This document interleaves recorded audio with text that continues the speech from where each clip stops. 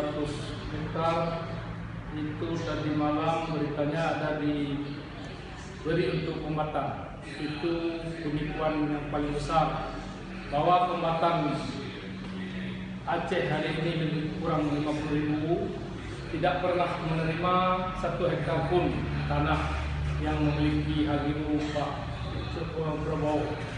Ini kita harap sama juru bicara kemenangan Prabowo harus memperhatikan kembali tanah itu milik Prabowo, tidak ada diberi untuk kombatan.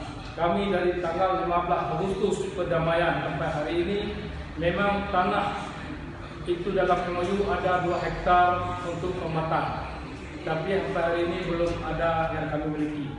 Inilah harapan kita, itu tanah milik Prabowo itu jangan membenarkan bahwa ada di tangan KPA ataupun kombatan. Itu penipuan yang paling besar.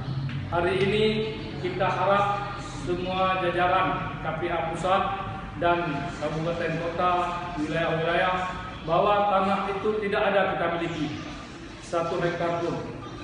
Insya Allah ini adalah perbuatan ataupun pernyataan yang menyesatkan.